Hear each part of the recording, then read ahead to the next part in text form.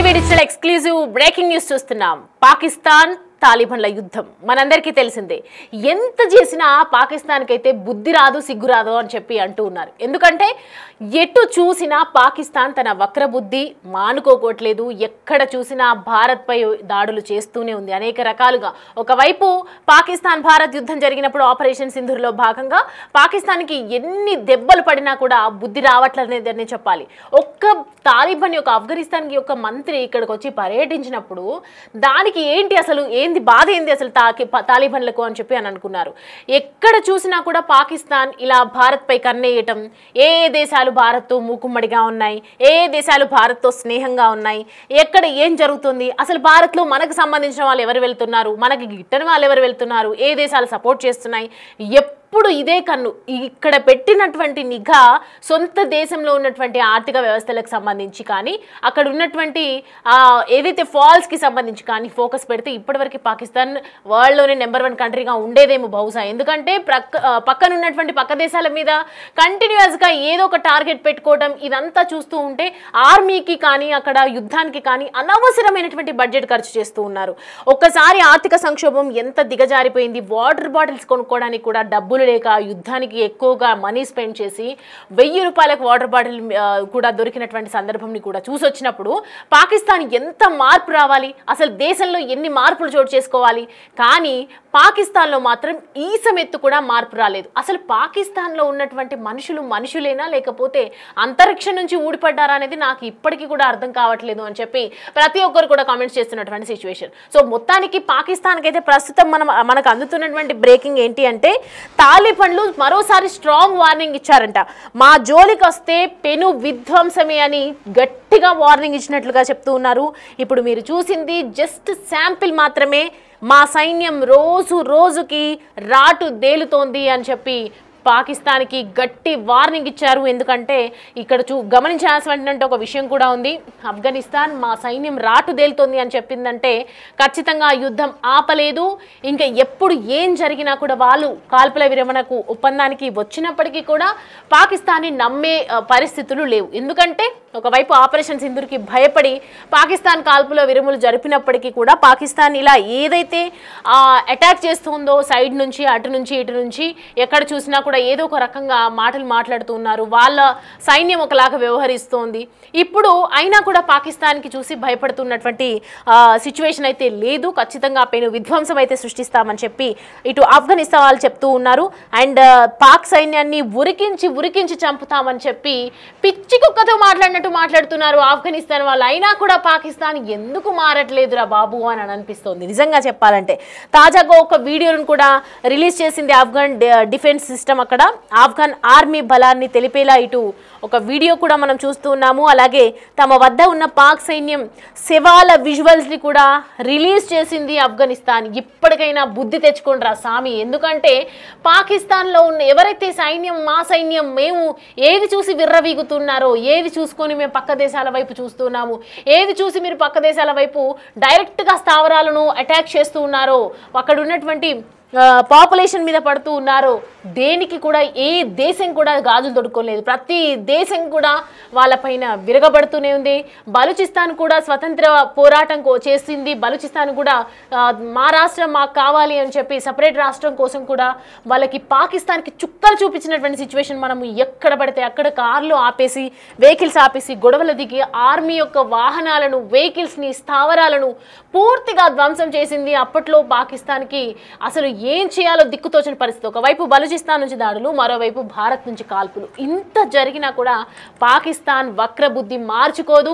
పాకిస్తాన్ అతి తెలివి అని నిజంగా ఈ ప్రపంచంలో ఏదైనా అతి తెలివిమైన దేశం ఏదైనా ఉంది అంటే ఖచ్చితంగా పాకిస్తానే.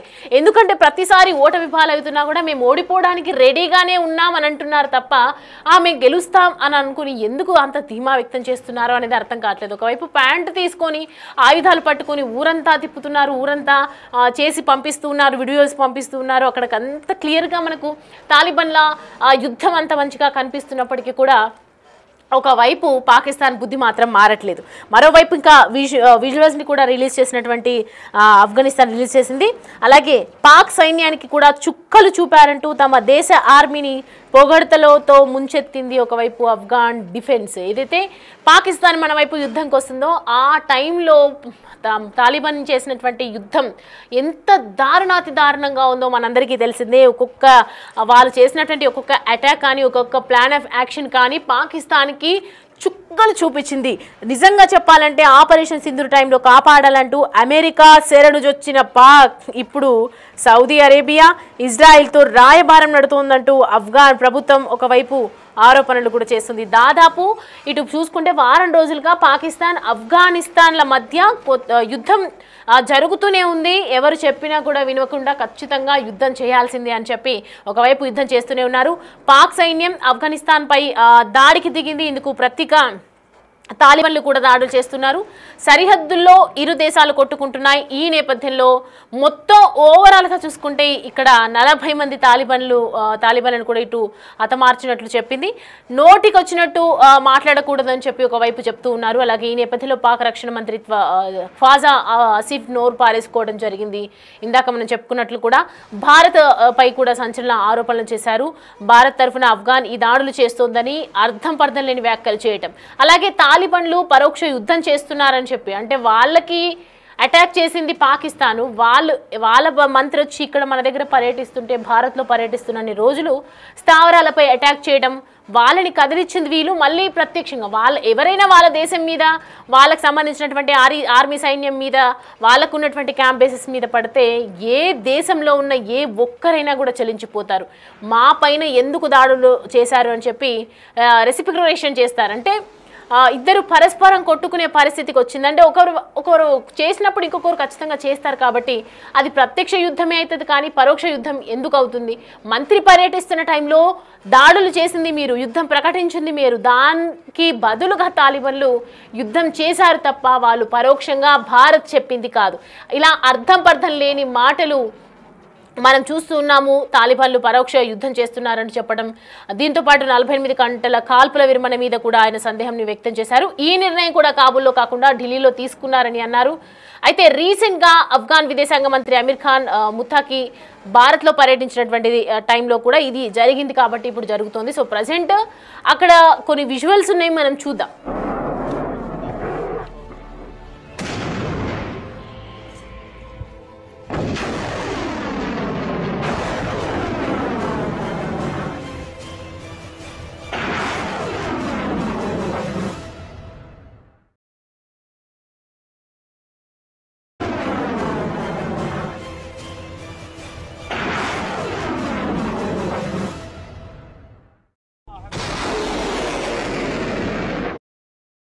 రైట్, చూస్తున్నాం కదా ఈ పాకిస్తాన్ ఆఫ్ఘనిస్తాన్ మధ్య ఏదైతే యుద్ధం జరుగుతూ ఉందో ఈ నేపథ్యంలో ఆఫ్ఘనిస్తాన్ యొక్క బలం అయితే ఖచ్చితంగా క్లియర్గా కనిపిస్తోంది. ఆఫ్ఘన్ సైన్యం ఎంత బలంగా ఉందో, అక్కడ డిఫెన్స్ సంస్థ ఎంత ధీటుగా యుద్ధం చేయగలిగే కెపాసిటీ ఉందో అనేది మనకి అర్థమవుతోంది. ప్రస్తుతం అయితే అక్కడ మనం చూస్తూ ఉన్నాము, పాకిస్తాన్కి చుక్కలు చూపించింది. అయినా సరే పాకిస్తాన్ బుద్ధి మారదనుకోండి, కానీ మరోవైపు అయితే పాకిస్తాన్కి ఏ దేశంతో పెట్టుకున్నా మనకెందుకురా అనే టైప్ అయితే తీసుకొస్తూ ఉన్నారు ప్రపంచ దేశాలు. సో ప్రజెంట్ అయితే 2 సరిహద్దు దేశాలు ఇప్పుడు ఇవి 2 దాడులు చేసుకుంటున్నప్పటికీ కూడా, మనది 2 సరిహద్దు దేశాలు కాకపోయినప్పటికీ కూడా పిఓకే కోసం ఒక అన్యాయంగా కొంతమందిని ప్రాణాలు తీసేసి ఏదో టూరిస్టులు అక్కడికి వచ్చినప్పుడు అక్కడ వాళ్ళని చంపేయటం కానీ, ఇదంతా ఒక పాకిస్తాన్కి నిజంగా మనసు అనేది లేదా అనే టైంలో కూడా మనము ఎంత ఆ యుద్ధం జరిగినప్పుడు కూడా మనం సిచ్యువేషన్స్ అన్నీ కూడా డిస్కషన్ చేసినప్పుడు చాలామంది పాకిస్తాన్ బుద్ధి ఇంతే, ఇంకా వక్రబుద్ధి, ఇది మారదు, ఇదొక వాళ్ళకు కావాల్సింది ఏదో చేయాలని అనుకొని ఏదో చేస్తూ ఉన్నారు అని చెప్పి చాలామంది చెప్పారు. సో ప్రజెంట్ ఇప్పుడు ఇవి 2 దాడులు చేసుకుంటున్నప్పటికీ కూడా పాకిస్తాన్ మొదలెట్టిన ఈ మారణ హోమంలో తాలిబాన్లు తమ ప్రతాపం చూపిస్తున్నారని చెప్పాలి. బార్డర్స్ దగ్గర పాక్ సైనికులను తరిమి కొడుతున్నారు. ఈ క్రమంలో ఆఫ్ఘన్ కూడా ప్రాణాలు పోగొట్టుకున్నప్పటికీ కూడా పై చేయి మాత్రం వారిదే అని తెలిసింది. అయితే ఈ కాల్పులకు పూర్తిగా 48 గంటలు విరామం ప్రకటించినప్పుడు ఈ క్రమంలో తాలిబాన్ యోధులు పాకిస్తాన్ సైనికుల ప్యాంటును తమ ఆయుధాలకు వేలాడదీసి సంబరాలు చేసుకున్నారని చెప్పాలి. పాక్ ఆఫ్ఘన్ సరిహద్దులోని డ్యూరాండ్ లైన్ సమీపంలోని తమ పోస్టుల నుండి పాక్ ఆర్మీ పారిపోయారని చెప్తున్నారు.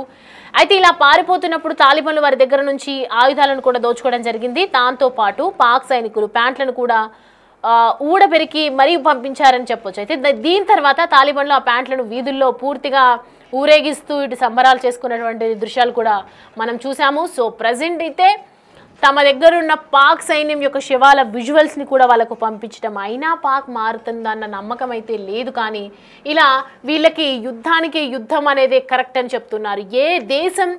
ఏ దేశంలో కూడా భారత్ ఇన్వాల్వ్మెంట్ ఉంటుందో, భారత్కి సంబంధించి వాళ్ళ మంత్రి వచ్చి మన దగ్గర పర్యటించడం కానివ్వండి, వాళ్ళతో చిన్న చిన్న సమాచారాలు ఉన్నాయన్న, లింకప్స్ ఉన్నాయన్నా కూడా వెంటనే దేశం మీద యుద్ధం ప్రకటించడం, నేరుగా భారతదేశంతో యుద్ధం చేయటం అంత ధైర్యం లేక పక్క దేశాల వైపు ఇలా దాడులు చేయటం, ఇది ఒక అన్యాయమైనటువంటి దాడి అని తెలిసినప్పటికీ కూడా పాకిస్తాన్ ఇలాంటి బిహేవియర్ మానుకోవట్లేదు. మరి ప్రస్తుతం అయితే తాలిబాన్ చూపించినటువంటి ఏదైతే ఆఫ్ఘనిస్తాన్ చేసినటువంటి యుద్ధంలో ఖచ్చితంగా పాకిస్తాన్ ఒక అంతుకు చూసుకుంటే కిందకు పడిపోయిందని చెప్పొచ్చు. మరి ఈ దెబ్బతోనైనా పాకిస్తాన్ మారుతుందా, అసలు ఇంకా ఇదే కంటిన్యూ చేస్తుందా, ఇలా పాక్ తన దేశాన్ని ఇంకా ఇలాగే నాశనం చేసుకుంటుందా అనేది చూడాలి.